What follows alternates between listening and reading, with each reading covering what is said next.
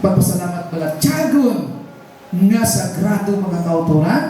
Okay? Mga kauturan, therefore, giving your best time, not what is left after the work of entertainment. Okay? Di ka nga ma-worship ta. Damot na sa mga obra natin. Hindi na siya mga kauturan. Okay? Jesus first. Si Kristo ginunahon na mga kauturan. Okay? I tell you, if Jesus is not the priority sa ating kabuhi, eventually, wala na iya priority ang Diyos sa atin. Amo ginagawa matabo mga kauturan. Kung hindi na prioridad ang Diyos, hindi na prioridad si Jesus, maabot ang tinuan nga wala na priority ang Diyos sa ating kabuhi. Okay? And that kind of life mga kauturan, dito kita maglumos-lumos kag mag-experience siya sa kagamo, kasakit, at pag-antos mga kauturan. Offer your talents and service. Don't wait for convenience. Salita kasi lang, dahil tagit on, dahil tagit nagkakaigo. Dasal lang na, Jesus. Dasal lang Bible study. Okay? Dasal lang ang pagbisita. Mga kauturan, use your talents. Okay? Give from the heart, not out of guilt, but love mga kauturan. Okay? Reverence His presence in private and public worship. Bisan dire kita, usagwa man kita, ibutang ta sa nauna.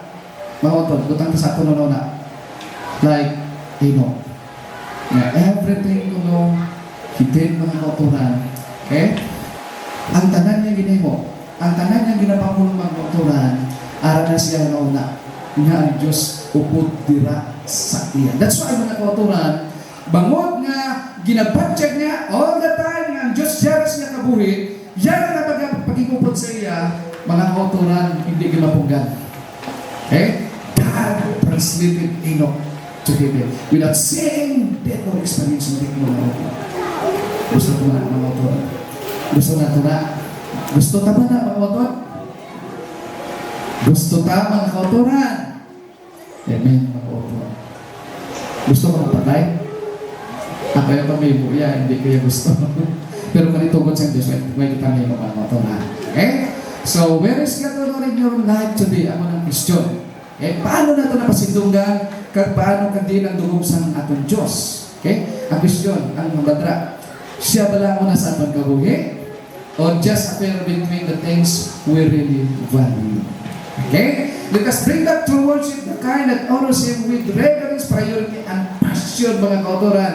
So, kinangangit ang respeto, kinangangit ang priority. And then, mga kauturan, with the influence of the Holy Spirit, mga kauturan, hibo nato ni may passion kita, mga kauturan. God will accept only those who are determined to give Him the best of their lives. He calls for wholehearted consecration. Hindi 50-50, hindi 90, mga 80 is 20, but 100%. God is asking mga kauturan from us. Halin sa atin. Ang Diyos mong kapagamayo sa atin.